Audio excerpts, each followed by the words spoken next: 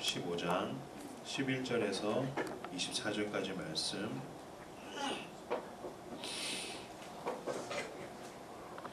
누가복음 15장 11절에서 24절까지 말씀. 저 한 절 여러분 한 절 번갈아서 교독하도록 하겠습니다. 또 이르시되 어떤 사람에게 두 아들이 있는데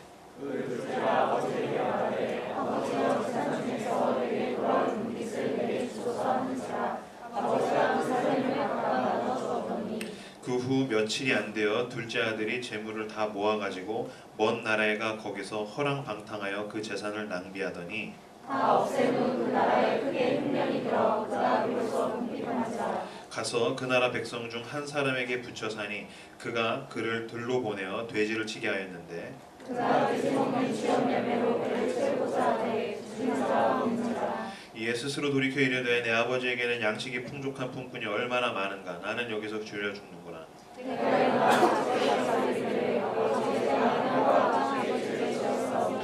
지금부터는 아버지의 아들이라 일컬음을 감당하지 못하겠나이다. 나를 품꾼의 하나로 보소서 하리라 하고 이에 일어나서 아버지께로 돌아가니라. 아직도 돌아가는데 아버지가 그를 보고 스승이 여겨 달려와 물을 안고 그를 만지니 아들이 이르되 아버지 내가 하늘과 아버지께 죄를 지었사오니 지금부터는 아버지의 아들이라 일컬음을 감당하지 못하겠나이다 하나 아버지는 그들에게 이르되 제일 좋은 것을 내어달라니고 손에 가라지를 들이고 아들을 지으시라.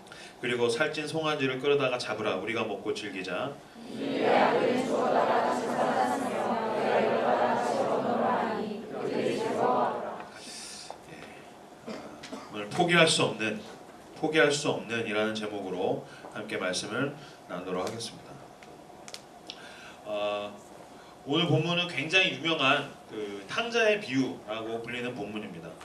다들 아시죠? 목회자 자녀 정도 되면 이 부분 정도는 뭐 다 아실 거라고 생각합니다. 그래서 간략하게 설명을 하겠습니다. 한 아버지한테 이제 두 아들이 있는데 이 둘째 아들이 싸가지가 없는 놈입니다. 그래가지고 아버지한테 아버지 나한테 사나 죽으나 상관없으니까 나 죽으면 받는 그 유산이나 좀 주시오. 나 그거 가지고 내 멋대로 한번 살라오. 학자들은 이 둘째 아들 싸가지 없는 놈이 한 10대가 아닐까, 청소년 정도라고 생각을 합니다. 청소년은 언제나 싸가지가 없는 법이죠. 그놈이 그 유산을 가지고서 남의 나라에 가가지고 유흥비로 이제 여자, 술 이런 거로 흥청망청 다 써버리고 이제 먹고 살 데가 없으니까 이제 돼지치는 하인으로 들어갔는데 이 밥도 안 주고 돼지 밥도 안 주니까 이제 이러다가 내가 굶어 죽겠다. 아버지한테로 가가지고 내가 아들은 못 돼도 우리 아버지는 하인들은 밥은 주니까 내가 거기서 살아야겠다. 그래서 아버지께로 돌아옵니다. 돌아와서 이제 그지처럼 얻어 터지고서 그지처럼 살 줄 알았더니 아버지가 와가지고서 그 한국인들이 그 좋아하는 금가라치 이제 빼서 주고 새신 주고 새 옷 입히고 그래서 이제 살찐 송아지 잡아가지고 파티를 벌였더라. 그랬더니 첫째 아들이 그걸 질투하더라. 여기까지가 오늘 본문에 대한 굉장히 간략한 부분입니다. 많은 사람들이 이 본문을 이 탕자의 비유라고 이야기합니다. 왜냐하면 그 둘째 아들, 싸가지 없는 아들, 아버지의 품을 떠나서 방황하다가 돌아온 그 아들이 마치 예수를 떠났다가 하나님을 떠났다가 주님께로 돌아온 우리와 비슷하기 때문입니다. PK는 두 가지 부류의 사람이 있습니다. 첫 번째는 어렸을 때부터 차곡차곡 이렇게 성실하게 그리스도인다운 삶, 그리스도의 제자다운 삶, 목사님이 참 사랑하는 그런 아들, 그런 아들로서 살아온 아들이 있고 두 번째 타입은 저 같은 방황하고 그 교회에서 망신스럽고 숨기고 싶은 아들, 그런 두 가지 부류가 있습니다. 제가 20살 때부터 이렇게 20대 초반에 한 4, 5년 동안 지독하게 방황을 했었는데 진짜 극에 달했을 때 저희 아버지가 저한테 딱 한 번 욕을 하셨어요. 딱 한 번 욕을 했는데 그러다가 했던 욕이 이런 방탕한 아들 그러시더라고요. 저한테는 야 이 쌍놈 새끼야 그랬을 텐데 저희 아버지는 굉장히 이렇게 순하신 분이시라서 이런 차마 쌍욕 못하고 방탕한 아들, 바로 이 본문인 거죠. 방탕한 아들. 그래서 탕자의 비유라고 이야기합니다. 여기까지만 알아도 탕자의 비유라는 것까지만 알아도 굉장히 훌륭합니다. 그런데 신앙의 성숙함은 한 발 더 나아가는 것이라는 것을 저는 말씀드리고 싶습니다. 무슨 얘기냐면 성숙한 신앙이라는 것은 세상이 나 중심이 아니라는 것을 깨닫고 세상이 하나님 중심이라는 것을 깨닫게 되는 거죠. 그래서 나 중심의 세상에서 하나님 중심의 세상을 살게 되는 것이 성숙한 믿음입니다. 그래서 나는 피조물에 불과하고 하나님이 창조주시고 하나님이 주인이시고 나는 하나님께 순종하는 그리스도의 제자이고 하나님의 아들이고 하나님의 딸이고 그래서 하나님 중심으로 살아가는 것입니다. 성경도 마찬가지입니다. 성경을 읽을 때에 나 중심으로 읽는 것은 신앙의 첫걸음입니다. 성숙함으로 가면 거기서 하나님 중심의 성경이 보이기 시작합니다. 근데 아까 이 본문을 탕자의 비유라 그랬죠. 왜? 사람들이 다 자기 방탕했던 자기 자신을 투영하기 때문입니다. 근데 여러분 세상의 중심이 하나님이라면 성경의 중심도 하나님이죠. 하나님이 주인공이십니다. 그렇다면 오늘 본문의 주인공이 둘째 아들입니까? 아니면 하나님을 대변하는 아버지죠. 그래서 헬무트 틸리케라는 독일의 신학자는 오늘의 본문을 가지고서 이건 탕자의 비유가 아니다. 이 본문은 기다리는 아버지에 대한 비유다라고 이야기했습니다. 기가 막히죠. 우리는 내가 방탕했고 내가 하나님을 믿었고 내가 하나님께 돌아왔고 다 나 중심으로 성경까지도 그렇게 보니까 둘째 아들만 보이는 것입니다. 그런데 신앙이 더 성숙해지면 누가 보이기 시작합니까? 그 자리에서 기다리고 계셨던 그 아버지가 보이기 시작합니다. 아, 이게 하나님의 마음을 우리에게 전달하는 본문이구나 라는 것을 알게 된다는 것입니다. 믿음의 첫걸음에는 그래서 신앙 행위의 주체인 자기 자신만 보입니다. 그렇죠? 기도하고 있는 나가 보입니다. 그런데 또 나가서 지랄 떨고 있는 내가 보입니다. 그런데 다시 돌아왔더니 나에게 은혜를 주시는 내가 보입니다. 은혜를 받은 나. 그래서 또 다시 결단하고 또 열심히 하던 나. 그런데 자빠진 또 나. 그래서 다시 수련회를 가는 나. 갔더니 또 받아주셔서 내가 또 은혜를 받고 회복된 나. 자꾸 내가 보입니다. 신앙 행위의 주체인 내가 보이면 여전히 믿음이 미숙한 거죠. 어린아이의 수준에 있는 거죠. 그것을 계속해서 반복해서 성숙해지면 비로소 누가 보입니까? 지랄 발광을 떨고 회복되고 은혜 받고 또 자빠지고 그런 모든 서클 가운데에 변하지 않고 나를 붙드시는 하나님이 보입니다. 그럼 믿음이 성숙해지죠. 내가 좌절을 하든 기도를 하든 내가 금식을 하든 돼지같이 처먹든 내가 나가서 무슨 짓을 하든 아니면 하나님 앞에 성경을 읽든 내가 내 인생 가운데 무슨 짓을 하든지 간에 나는 늘 변하는데 좌충우돌하고 나는 무슨 짓을 하든 늘 변하는데 변덕스러운데 늘 변치 않고 나를 꽉 붙들고 늘 그 자리에 계시는 하나님 그 하나님이 보이면 비로소 내가 믿음이 성숙해지는 거죠. 그래서 우리는 믿음으로 구원받는다고 하죠. 우리는 믿음으로 구원받는다는 걸 다 알고 있습니다. 근데 내가 구원받는 그 믿음이 무엇입니까? 기도하고 있는 것을 내 믿음이라고 얘기할 수 있습니까? 성경 많이 읽는 것을 내 믿음이라고 얘기할 수 있습니까? 요새 사순절이죠. 특세 많이 하는 것이 내 믿음입니까? 아니요. 그렇다면 내 믿음, 내 것으로 내가 구원받는 거죠? 아니요.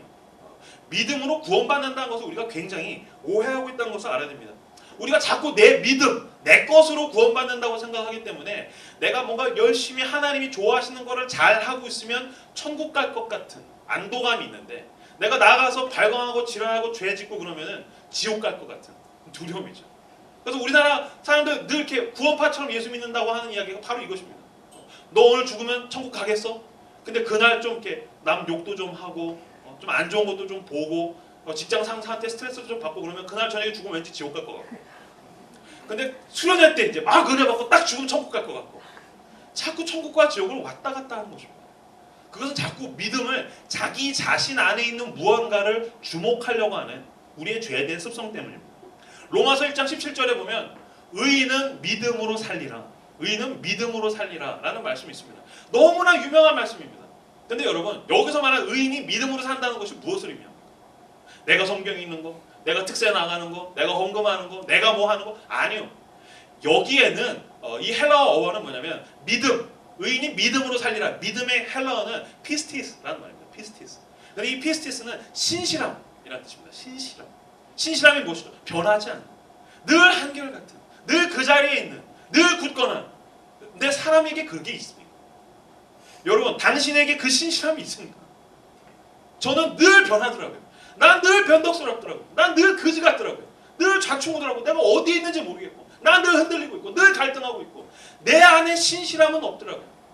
로마서에 나오는 모든 믿음이라는 단어에는 하나님의 신실하심, 하나님의 변치 않음이라는 말로 바꾸면 다 이해가 됩니다. 의인은 하나님의 신실하심으로 말미암아 구원을 얻으리라. 너는 늘 흔들리고 너는 늘 죄짓고 너는 늘 갈팡질팡하지만 너를 붙들고 계시는 그 하나님의 변치 않으신 놀라운 사랑으로 넌 구원을 얻으리라. 너가 얼마나 움직이든지 간에 네가 얼마나 개판을 치든지 간에 너를 포기하지 않으시는 그 하나님의 놀라운 굳건하신 사랑, 그것이 너를 구원할 것이다. 의인은 믿음으로 말미암아 살리라. 이 피스티스는 하나님의 신실하심으로 바꾸면 우리가 이해할 수 있다는 것입니다. 제 딸이 돌이 지났습니다. 이제 15개월을 가고 있는데 저희 가족들이 이제 돌잔치 안 하고 예배를 드리기로 했습니다. 그래서 이제 예배 주보를 만들어야 되잖아요. 우리는 이제 버릇이잖아요. 뭐 하면 주보 만들어. 아내가 여보 찬송을 뭘 부를까? 예배 이렇게 드려야 되는데 찬양을 뭘 부를까? 제가 2번 고민하지 않고 딱 골랐던 첫 번째 노래 찬양 가사는 이것입니다. 오 신실하신 주 내 아버지여 늘 함께 계시니 두려움없네. 그 사랑 변찮고 날 지키시며 어제나 오늘이 한결같네. 오 신실하신 주 오 신실하신 주 날마다 자비를 베푸시며 일용할 모든 것 내려주시니 오 신실하신 주 나의 구주. 사랑하는 제 딸이 첫 생일을 맞아서 아비로서 제가 제 딸에게 해주고 싶었던 그 귀한 고백입니다. 얘야, 너가 살아가면서 너는 수없이 흔들리게 될 거다. 너는 살아가면서 너 수없이 넘어지게 될 거고 좌절하게 될 거고 심지어 죄도 많이 짓고 심지어 넌 하나님을 등지고 배신하고 너는 저 멀리 떠나갈지도 모르겠다. 그런데 사랑하는 내 딸아, 네가 이걸 알았으면 좋겠다. 너가 섬기게 될 그 하나님, 너의 아버지, 너를 만드신 너의 창조주, 그 하나님은 늘 그 자리에 계신 기다리는 아버지십니다. 그 하나님의 놀랍고 신실하신 사랑이 풍성하게 넘치시는 이 사순절 기간 다 되시기를 진심으로 축원합니다. 그렇다면 오늘 본문을 통해서 하나님의 신실하심이 무엇인가 구체적으로 2가지로 살펴보도록 하겠습니다. 첫 번째, 하나님의 신실하심이 무엇인가? 첫 번째는 이것입니다. 같이 따라해 주십시오. 끝까지 기다리신다. 끝까지 기다리신다. 하나님의 신실하심이 무엇인가? 첫 번째, 끝까지 기다리신다라는 것입니다. 하나님은 끝까지 기다리신다는 것입니다. 저는 탕자의 본문을 읽으면서 제가 진짜 감동받는 부분은 그것입니다. 둘째 아들이 두렵고 떨리는 마음을 가지고 그 아버지 집을 향해서 가고 있습니다. 제가 되게 좋아하는 CCM 가수가 있습니다. 전 CCM 별로 안 좋아하는 사람인데 제가 한웅재 목사님 진짜 좋아합니다. 열렬한 팬입니다. 근데 그 양반이 그 탕자의 귀향에 대해서 부른 노래가 있습니다.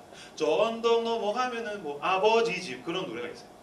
저 언덕을 넘어가면 내가 배신하고 등 돌라 떠나갔던 그 아버지의 집이 있구나. 그 언덕을 넘어갈 때 탕자가 얼마나 조마조마했겠어요. 그죠? 그 언덕을 넘어가는 그 탕자의 기분이 얼마나 두렵고 떨리고 이랬겠어요.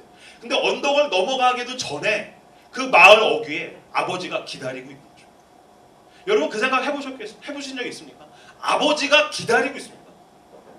마실 나온 게 아닙니다. 산책이나 한번 가볼까 하다가 너 둘째 아들 이 싸가지 없는 새끼, 너 원수는 외나무 다리에서 만났는데 너 잘 만났다. 그래서 후드러 패고, 이게 아니죠. 그날따라 둘째 아들이 온다는 정보를 입수해가지고 거기서 몽둥이 들고 기다린 게 아닙니다. 그 아버지가 기다리고 계신다는 것은 무엇을 의미합니까? 아들이 떠나간 날부터 늘 그 자리에서 기다렸다는 거죠. 아버지 필요 없어요. 난 아버지 죽은 걸로 치겠습니다. 아버지 난 돈만 필요해요 하고 등 돌려서 떠나간 그 날부터 아버지는 내 아들 언제 오나 계속해서 기다리고 계셨다는 거죠. 이것이 우리를 향하신 하나님의 바로 신실하심이라는 것입니다. 하나님은 기다리시는 아버지라는 것입니다. 제가 은혜를 받을 때마다 하나님 앞에서 느끼는 게 있습니다. 뭐 수련회를 가서 은혜를 받든지 집회를 가서 은혜를 받든지 아니면 집에서 큐티를 하다가 은혜 받을 때마다 느끼는 게 있어요. 여러분들도 그럴지 모르겠어요. 은혜를 딱 처음 받았을 때 느끼는 거. 하나님이 내가 지금 이 자리에 나오기를 기다리고 계셔. 수련회 갈 때 여러분 그런 거 안 느끼십니까? 수련회 딱 가는데 난 한 것도 없는데 또 나가서 지랄 떨고 발광하고 이러고 왔는데 하나님은 내가 지금 나오기를 기다리고 계셔. 난 이 자리에 지금 갈까 말까 조마조마 갈등하고 귀찮고 근데 겨우 TV 끄고 큐티 자리에 앉았는데 하나님이 지금 이 말씀 속에서 날 기다리고 계셨구나. 이 집회 가운데서 하나님이 모든 걸 준비해놓고 기다리고 계셨구나. 은혜 받을 때 우리가 한 게 뭐가 있습니까? 은혜 받을 때 당신이 한 게 뭐가 있습니까? 기껏해야 노래 몇 번 하고 박수 몇 번 치고 우리는 당연히 은혜 받으니까 이게 당연한 수순이라고 생각하지만 어떻게 이게 은혜 받는 원인이 될 수 있단 말입니까? 은혜 받는 건 오직 한 가지입니다. 하나님이 나에게 은혜를 주시려고 기다리고 계십니다. 그 자리에서 은혜 주시려고, 나 같은 걸 또 회복하시려고, 나에게 또 찾아오시려고 주님께서 기다리셨기 때문에 우리가 은혜를 받을 수 있다는 것입니다. 누가 나를 기다리겠습니까? 이 세상에서 누가 당신을 기다리고 있습니까? 유명한 사람이 나 만나주려고 기다리고 있습니까? 세상의 그 어떤 것도 날 기다려주지 않습니다. 이제 중년을 향해서 가다가 보니까 제가 어저께 운전을 하고 가는데 순간 내가 나이가 36이었나 37이었나 헷갈리는 거예요. 세월이 당신을 기다려주지 않습니다. 순식간에 늙는 거예요. 36이 언제 지나갔지? 보니까 37이더라. 세월이 당신을 기다려주지 않습니다. 돈 벌러 갔더니 돈이 나를 기다려줍니까? 아니요. 돈은 늘 뒤통수만 보여줍니다. 벌기가 무섭게 카드값으로 빠져나가고 버는 건 내가 없는 것 같은데 나갈 건 이렇게 막 돈은 날 기다려주지 않습니다. 나이를 먹으면 알게 됩니다. 20대 초반들은 친구들이 영원할 것 같죠. 친구들이 영원할 것 같죠. 웃기지 마. 친구는 필요할 때만 친구입니다. 친구는 20대 후반 가면 필요할 때만 친구입니다. 20대 후반에 전화 왔어요. 간만에 친구가 왜 온 거예요? 결혼한다. 필요할 때만 친구. 그 누구도 친구야 너가 외롭고 고독할 것 같아서 내가 널 기다리고 있어서 그런 새끼 한 놈도 없어요. 아무도 날 기다려주지 않아요. 사람도 돈도 이 세상 그 어떤 것도 날 기다려주지 않아요. 근데 하나님이 내가 뭐라고 나 같은 거 그냥 세상에서 꾹 눌러서 죽어도 아무 상관없는 걸 하나님이 나를 기다리고 계시는 거죠. 이 세상 누구도 날 기다리지 않지만 하나님은 나를 열심히 이 녀석 언제 나오나 이 녀석 언제 내 앞에 나오나 기다리고 계시는 거죠. 오늘 주제가 예배입니다. 물론 예배에 향한 열심이 중요합니다. 열심히 찬양하고 열심히 기도하고 여러분 헌신하십시오. 그것도 중요합니다. 근데 그거보다 더 중요한 게 있습니다. 예배의 자리에 하나님이 당신을 지금 기다리고 계십니다. 하나님이 날 기다리고 있다면 아 하나님 내가 얼마나 당신을 더 기다리게 하겠습니까? 주님 나도 이제 주님 앞에 나아갑니다. 이런 예배의 자세를 가지시는 저 여러분들 다 되시기를 진심으로 축원합니다. 기다리는 그 하나님의 놀라운 사랑을 경험하고 나면 우리도 그 기다림을 배우게 됩니다. 그래서 꼭 성령의 열매나 그 사랑의 그 중요한 것들 요소에는 인내가 들어가는 거죠. 오래 참. 왜냐하면 하나님은 기다리시는 분이시고 그 기다리시는 인내를 경험한 사람만이 누군가를 향해서 기다릴 수 있게 되기 때문에 기다리시는 아버지의 사랑을 경험하고 나면 나도 기다림을 배우게 됩니다. 첫 번째, 나 스스로에 대해서 기다릴 줄 알게 됩니다. 젊은이들, 여기 있는 젊은 여러분들에게 제가 꼭 말씀드리고 싶습니다. 하나님이 당신을 기다리고 있다면 당신도 당신 스스로에 대해서 기다릴 줄 알아야 돼요. 왜냐하면 젊음의 나이는 뭔가 빨리 얻고 싶고 빨리 이 불안함이 해결됐으면 좋겠고 연애든 돈이든 경제든 어떤 것이든 간에 진로든 이게 빨리 해결됐으면 좋겠는데 니네 지금 새벽 기도하고 있는 애들 다 그거 아니야. 내가 목이 터져서 기도하면 하나님 내일 해결되나요? 내가 금식 일주일 하면 주님 그 다음 주에 해결되나요? 물론 될 수도 있지만 더 중요한 것은 당신 스스로에 대해서 기다려야 돼요. 왜냐면 여러분 그걸 아셔야 됩니다. 인생에서 중요한 모든 것들은 뜸을 들여서 오기 때문입니다. 성급하게 당장 얻을 수 있는 것을 뭐라고 얘기합니까? 인스턴트라고 얘기합니다. 인간관계도 당장 해결되는 내 목마름을 채우는 인간관계는 인스턴트입니다. 사랑도 마찬가지입니다. 당장 얻을 수 있는 것, 연인관계가 뭔가 급박하게 해서 스킨십해서 얻을 수 있는 건 인스턴트입니다. 모든 건 시간과 때와 기다림을 통해서 중요한 것들을 얻을 수 있습니다. 내 스스로에 대해서 기다려줄 줄 알게 됩니다. 하나님도 나를 기다리시는데 내가 나 스스로를 향해서 기다려줘야지. 괜찮아. 나를 기다리시는 하나님 난 신뢰해. 자기 스스로를 향해서 기다릴 줄 아는 저 여러분들 다 되시길 진심으로 축원합니다. 두 번째는 내 주변 사람을 향해서 기다릴 줄 알게 됩니다. 내 주변 사람을 향해서 기다릴 줄 알게 됩니다. 저는 진짜 성질이 급한 인간입니다. 전 정말 성격이 너무 급하고 이렇게 인내심도 없고 그런 인간인데 어느 순간인가 저는 이렇게 사역을 하거나 누군가 섬길 때 내 모든 결정 정말 내 혼을 쏟아붓는 것 같은 내 모든 걸 쏟아부어서 이놈이 변할 수 있다면 전 그런 것만 생각했어요. 그래서 막 내가 막 미친 듯이 막 매달리면 딱 될 줄 알았는데 어느 순간인가 사람들이 나를 떠나가는 거예요. 사역도 안 되고 내가 계획했던 게 무너지고 내 소나기를 떠나는 것 같은 느낌. 하나님 뭡니까? 왜 이렇게 안 도와줍니까? 하나님 왜 모든 게 무산되는 겁니까? 왜 실패하는 겁니까? 근데 시간이 지나서 제가 깨닫게 된 게 있습니다. 내 손을 떠나면 하나님 손으로 가더군요. 내 손을 떠나면 그게 하나님 손으로 가더라고요. 그래서 내가 할 수 없는 상황에 가면 하나님이 직접 일하시더라고요. 제가 10여 년 동안의 사역을 통해서 얻게 된 진리가 있습니다. 기다리면 다 돌아온다는 거죠. 기다리면 다 돌아온다는 거죠. 저희 어머니가 저에게 해주신 말씀입니다. 형규야, 성급하게 하지 마. 기다리면 다 돌아온다. 아니야. 난 더 열심히 해야 될 것 같아. 난 미친 듯이 해야 될 것 같아. 아니야. 기다리면 돌아온다. 엄마 거짓말. 아니야. 너 나가서 지랄할 때 내가 기다려서 돌아올 거야.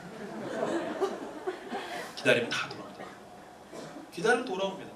물론 그것은 체념과 다릅니다. 체념은 안 되는구나 포기하는 것입니다. 기다림은 무엇입니까? 된다는 것을 믿기 때문에 늘 그 자리를 지키는 거죠. 내가 일할 수 없을 때 일하시는 하나님을 신뢰하기 때문에 그 자리를 지키는 거죠. 하나님, 이제는 내가 할 수 없지만 하나님이 일하심을 믿습니다. 내가 묵묵히 기도하고 있지만 하나님이 직접 역사하셔서 당신이 이루실 그 순간을 나는 기대합니다. 그리고 그 자리를 신실하게 나도 하나님을 신뢰하기 때문에 지키는 거죠. 그러면 여러분, 여러분의 형제든 여러분의 가족이든 아니면 여러분의 교회에 있는 누군가든 내가 사랑하고 섬기는 기도하는 누군가든 아니면 내게 있는 꿈과 소망이든 내 주변에 있는 것들이 다 돌아올 것입니다. 내 주변 사람을 향해서 기다릴 줄 아시는 저 여러분들 다 되시기를 진심으로 축원합니다.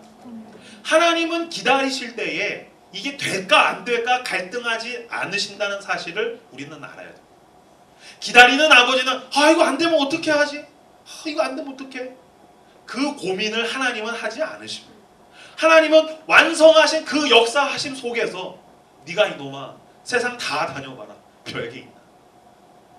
네가 세상 다 다녀봐라 별게 있나? 하나님 별거 없더군요. 그래서 내가 널 기다렸지. 하나님은 그 진리를 붙드시고 우리를 기다리시는 거죠. 마찬가지로 우리가 기다릴 수 있는 이유가 하나님 안에 있는 거죠. 하나님, 당신에게 진리와 길과 생명이 있는데 내가 왜 못 기다리겠습니까? 내 주변에 있는 사람들 그리고 내 진로 내가 기도하는 것들 다 주님 당신이 이루어주실 줄 믿습니다. 주님을 향한 신뢰하심 속에서 기다리시는 저 여러분들 다 되시기를 진심으로 축원합니다. 하나님의 신실하심이 무엇인가? 두 번째, 첫 번째는 끝까지 기다리신다는 것이고 두 번째는 아무리 사고를 쳐도 해결해 주신다는 것입니다. 하나님의 신실하심이 무엇인가? 아무리 사고를 쳐도 하나님은 해결해 주신다는 것입니다. 오늘 본문에 보면 탕자, 이 둘째 아들이 아버지의 재산의 30%를 가지고 가서 다 탕진했습니다. 30%를 탕진한 아들입니다. 근데 고대 문헌에 따르면 그때의 이런 예가 종종 있었나 봅니다. 그 고대 문헌에 따르면 아들이 아비가 죽지 않았는데 유산을 달라고 하면 그때 그걸 내주면 영원한 아비의 수치니까 그런 아들은 당장 마을 어귀로 끌고 와서 돌로 쳐 죽여라 라는 고대 문헌이 있습니다. 아들이 대형 사고를 치고 돌아왔습니다. 근데 아버지가 어떻게 했습니까? 아무렇지 않게 다시 새 옷, 새 신발, 새 것들로 채워주고 다시 아무렇지 않은 듯 아들로 삼아줬습니다. 무슨 뜻입니까? 사고를 쳤는데 아무렇지도 않게 여기고 그 사고를 아버지가 수습해 준 것입니다. 하나님은 어떤 하나님이십니까? 우리가 사고 쳤을 때 하나님은 그 사고가 어떻든지 간에 해결해 주시는 하나님이라는 거죠. 우리는 이것을 믿는 사람들. 우리 때대로 나는 사고를 덜 쳤으니까 난 사랑하고 저 새끼는 대형 사고 쳤으니까 저 새끼는 안 되는 새끼. 우리 그걸 구분하잖아요. 아니요. 다 대형 사고 친 놈들입니다. 여기 다. 우리 중에 예수의 죽음과 관련 없는 사람이 누가 있단 말이에요. 여기 있는 사람 중에 예수의 십자가, 그 예수의 피가 뚝뚝 떨어지는 십자가와 관련 없는 자가 누가 있단 말입니까? 우리는 다 말할 수 없는 사고를 치고 염치 불구하고 여기 앉아있는 사람들. 그 사고를 아버지께서 수습해 주셨기 때문에 당신의 사랑으로 덮으셨기 때문에 우리가 사람 노릇하고 살 수 있는 사람들이 모인 거죠. 하나님은 당신이 어떤 사고를 치든지 간에 수습하시는 하나님이라는 것입니다. 사람은 근데 양심, 이렇게 변변치 않은 양심이 있어가지고 이렇게 살아가면서 삶 가운데에서 사고를 치면 괜히 면목이 없다고 느껴요. 내가 면목이 없어서. 그래서 저는 이제 요새 청년 사회를 하고 있는데 저희 공동체도 보면 이렇게 사귀다가 헤어지면 공동체를 떠납니다. 왜 가니? 면목이 없어. 이 병신아, 네가 언제 면목이 있었어? 너 그런 새끼고 알고 있었까? 와. 아니에요. 면목이 없어요. 사탄은 자꾸 자꾸 우리에게 그런 변변찮은 면목, 네 면이 안 쓴다. 그건 내가 염치가 있지. 우린 염치가 없는 인간들이에요. 하나님의 아들을 죽이고 뻔뻔하게 하나님의 은혜로 모인 사람들. 하나님의 사랑이 없으면, 예수 그리스도의 그 놀라운 구속하심이 없으면 하루도 살 수 없는 인간들. 그게 우리 하나님입니다. 주님은 늘 얘기하십니다. 사고 쳐도 괜찮다. 나와라. 괜찮다. 교회도 괜찮고 공동체도 괜찮고 하나님 앞으로도 괜찮다. 네가 무슨 사고를 쳐도 되니까 내 품만 떠나지 마오. 내 이 울타리, 내 소나기만 떠나지 말아다오. 이것이 바로 아버지 하나님의 마음이라는 것입니다. 우리가 어떤 사고를 쳐도 하나님 수습하고 해결하시는 하나님이기 때문입니다. 구약시대 때 보면은 이스라엘이 굉장히 힘들었습니다. 제가 요새 사사기를 굉장히 재밌게 읽고 있는데, 이스라엘은 시종일관 하나님을 또 등지고 또 가서 죄 짓고 우상 섬기고 계속 발광 떨고, 그러면 하나님이 또 사사를 보내고, 계속 죄 지으면 또 하나님이 치면 또 돌아오고, 그 계속 그 악순환이 계속 반복되니까 하나님이 굉장한 프로젝트를 야심차게 준비하셨어요. 더 이상 이스라엘의 주변 나라들이 이스라엘을 괴롭힐 수 없을 정도로 진짜 어마어마한 사사를 내가 보내주마. 눈치채는 사람도 있을 겁니다. 누구를 보냈습니까? 힘을 내요 슈퍼파워 삼손을 보냈어요.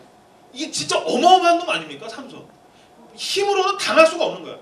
그 예전에 홍민기 목사님이 그 어떤 설교에 보면 진짜 기가 막힌 비유가 있어요. 삼손이 나귀 턱뼈로 1000명을 죽였다는 거예요. 나귀 턱뼈로 1000명을 죽였어요. 근데 생각해보세요. 1대 1000명이에요. 이 남자들의 허세 중에 뭐가 있냐면, 오빠가 옛날에 16대1로 싸운 적 있어. 이런 얘기 한다고요. 오빠가 옛날에 싸울 때 그래서 막 5대1, 10대 다 굴합니다. 근데 저도 성경만 아니면 1000대1을 어떻게 이겨요? 1000대1로 말도 안 되는 거잖아요. 뭐 이름이 성이 이신데 이름이 1000명, 2000명 이런 거랑 싸워서 이긴 줄 몰라도 1000명이랑 싸워서 이긴 거예요. 그러면 나귀 턱뼈로 1000명을 죽이면 생각해보세요. 여러분 집에 가는 길에 오락실에서 이렇게 두더지 나오면 그거 1000번을 때린다고 생각해보세요. 팔 나가는 거예요. 1000번. 하나, 둘, 셋, 넷, 100번도 힘들다고요. 근데 삼손이 나귀 턱뼈로 1000명을 때려 죽여요. 그럼 너네 다 가만히 앉아있어. 1000명 죽여도 힘들다고. 근데 1000명이 달려들 거 아니에요. 홍 목사님 그때 뭐라 하냐면, 그건 한 명에 한 대씩 때린 게 아니라 훅 휘둘면 10명씩 죽는 거예요. 훅 하면 10명 죽고, 훅 하면 10명 죽고, 째려보면 죽고 막 이렇게 죽었다는 거예요. 맞지. 1000명을 어떻게 죽이겠어. 그리고 보면 이렇게 사자가 덤벼요. 사자가 와 덤비니까 사자를 염소 새끼같이 찢었다. 삼손이 니네 사사기 처음 읽어요? 되게 당황스럽네요. 모르는 얘기를 해줘야 되는 것 같아요. 염소 새끼같이 사자를 찢어 죽이고, 그 삼손이 어마어마한 힘이 있는데, 근데 삼손이 치명적인 약점이 있죠. 이 새끼 뭘 좋아해요? 여자를 좋아해요. 이 남자에게 치명적인 약점이다. 여자 좋아하는 놈 같은 건 패망해요. 그 여자 좋아해서 계속 여자 뒷공문이 쫓아다니다가 패가 망신하잖아요. 여러분도 그거 아셔야 됩니다. 하나님이 나에게 어떤 돈이든 능력이든 외모든 어떤 은사를 주셨다면 그것은 하나님께서 하나님의 나라를 위해서 쓰라고 주신 거지, 너의 번영과 너의 즐거움을 위해서 주신 것이 아닙니다. 우리가 삼손을 손가락질하면 저 병신 하나님이 힘 줬는데 그 슈퍼파워 가지고 여자 뒷공문이 쫓아다니다가 망했어. 우리가 만약에 성경에 기록되면 어떻게 기록될지 우리는 조심스럽게 자기 스스로를 성찰해야 됩니다. 하나님이 나에게 돈을 주시고 건강을 주시고 나에게 젊음을 주시고 나에게 열정을 주시고 나에게 어떤 걸 주셨는데 내가 이걸 가지고 무엇을 위해서 살고 있는가? 난 과연 하나님의 나라를 위해서 내 은사와 달란트를 쓰고 있는가? 아니면 나를 위해서만 쓰고 있는가? 나만을 위해서 살고 있다면 우리는 삼손과 똑같은 인간이에요. 삼손이 어쨌든 그러다가 패가 망신했어요. 저 같았으면 제가 하나님의 삼손 그냥 죽여버렸다고요. 머리 잘렸을 때 죽여버려. 그냥 제우스처럼 번개 던져가지고 막 감정해서 죽이고 막 그랬을 텐데, 삼손이 그 머리 깎여가지고 눈 뽑히고 그 맷돌 밀고 있잖아요. 이렇게 노예들이랑 같이 맷돌 막 밀고 있는데, 저는 정말 이 본문은 진짜 하나님의 그 기가 막힌 놀라운 사랑의 발현. 하나님이 이런 분이시구나. 사사기 16장 22절에 기가 막힌 말씀이 있습니다. 삼손이 머리 깎이고 눈 뽑혀서 맷돌 밀고 있는데 사사기 16장 22절에선 하나님께서 뭐라고 말씀하시냐면, 그의 머리털이 밀린 후에 다시 자라기 시작하니라.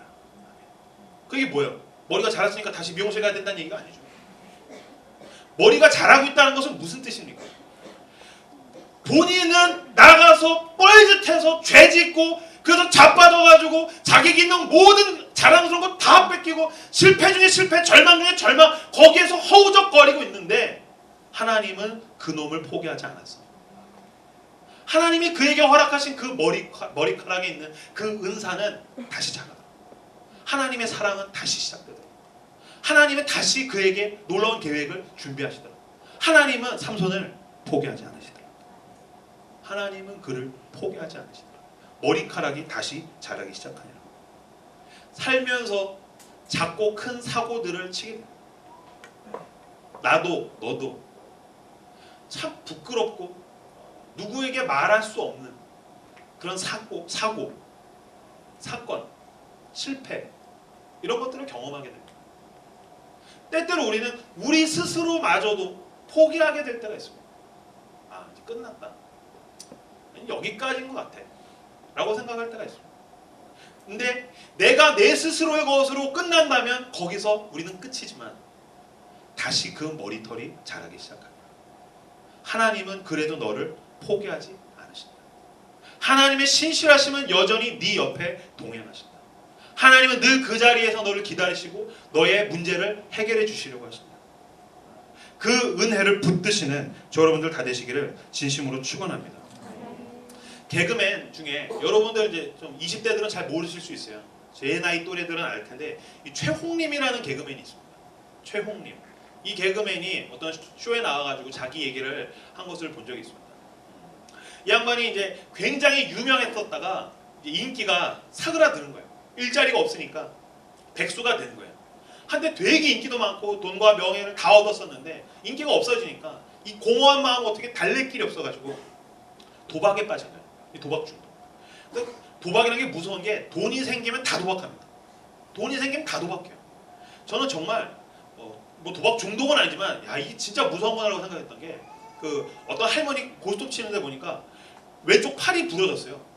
그럼 이렇게 패를 잡고서 고스톱을 치는데 왼쪽 팔이 부러지면 못 치잖아요. 한 손이니까. 근데 이 부러진 손에다가 꽂고서 고스톱을 치더라고요. 저희 외할머니가 그렇게 치시더라고요. 와, 이 진짜 도박이 무서운 거구나.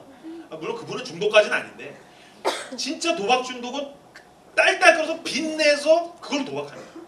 그 최홍림도 자기에게 있던 돈 다 끌어모아서 빚져가지고 도박하고 도박하다 이제 돈이 없으니까 그 아버지 집에 온 거예요.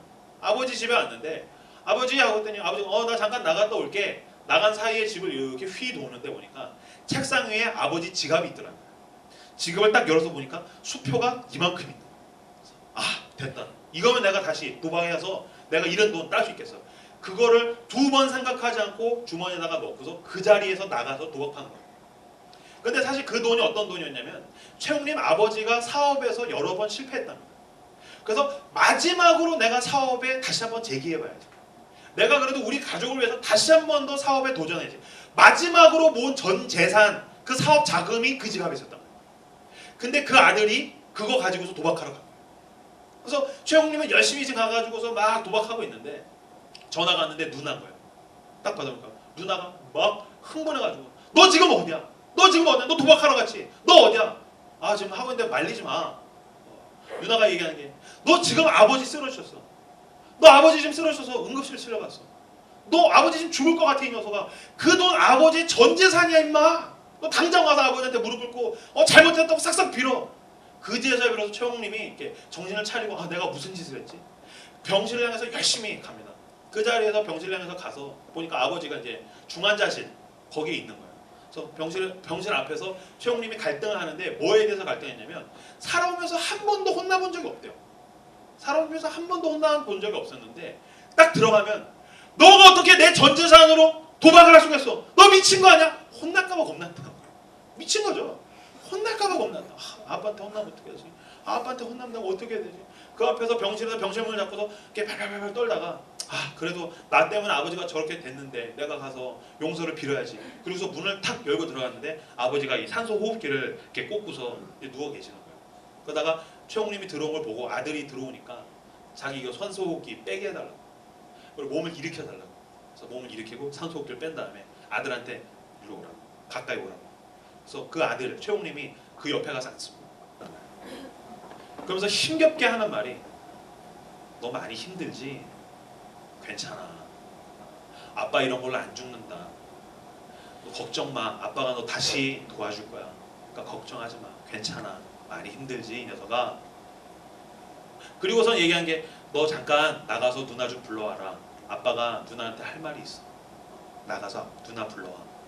그리고서 그 아들이 그 자리를 나간 다음에 누나가 들어오기 전에 그 아버지가 숨이 끊어졌습니다. 그 최홍림 씨가 눈물을 펑펑 흘리면서 하는 말이 자기 때문에 아버지가 죽었는데 그 한마디 혼내지도 않고 손을 잡아주면서 괜찮아. 나 안 죽어. 내가 널 도와줄게. 그 자기 때문에 죽은 그 아버지 그 사랑 때문에 자기가 도박을 끊었다는 거예요. 그 아버지의 사랑이 지금의 나를 있게 했다고 그 고백하는 것을 제가 보았습니다. 하나님이 어떤 분이십니까? 이 사순절 기간, 이 고난 주간을 우리가 보내고 있습니다. 예수 그리스도의 고난이 우리에게 의미하는 것이 무엇입니까? 고난, 내가 어떤 어려움을 당해도 내가 너를 포기할 수가 없어 라는 뜻입니다. 내가 심지어 내가 대신 죽을지언정 내 아들아, 내 사랑하는 딸아, 내가 너를 포기할 수는 없단다. 너 죄졌지? 너 나가서 방황한 거, 너 나가서 사고 친 거 다 알아. 괜찮아. 내가 해결해 줄게. 그리고 예수 그리스도는 십자가를 지고 나와 당신을 위해서 대신 죽으셨다. 우리는 그 사랑으로 인해서 예수 그리스도 앞에 다시 나아가게 되고 용기를 얻게 되고 그 은혜로 회복을 얻게 되는 거죠. 이 사순절 기간에 나를 향해서 포기하지 않으시고 내 모든 사고를 해결해 주신 하나님의 사랑이 저 여러분에게 흘러 넘치시기를 진심으로 축원합니다. 말씀을 마무리 맺겠습니다. 오늘 하나님의 신실하심이 무엇인가 두 가지로 살펴봤습니다. 하나님은 끝까지 기다리시는 하나님이죠. 당신을 하나님께서 기다리고 계십니다. 예배의 자리에서, 은혜 받는 자리에서, 당신의 헌신의 자리에서 하나님이 먼저 당신을 기다리고 계십니다. 주저하지 말고 당신을 기다리는 하나님의 품에 안기십시오. 그리고 회복되시기 바랍니다. 두 번째, 당신이 그 어떤 사고를 쳐서 두려워하던 간에 하나님은 그것을 해결해 주시는 분이십니다. 하나님 앞에 나가기까지가 두려워서 그렇지 조그만한 용기를 가지고 나아가면 놀라운 아버지의 사랑을 경험할 수 있습니다. 그래, 두렵고 떨리지만 하나님은 내 모든 사고를 해결하시는 분이에요. 그 하나님을 향한 신실하심에 대한 신뢰를 가지고 살아가시는 저 여러분들 다 되시기에 진심으로 축원합니다.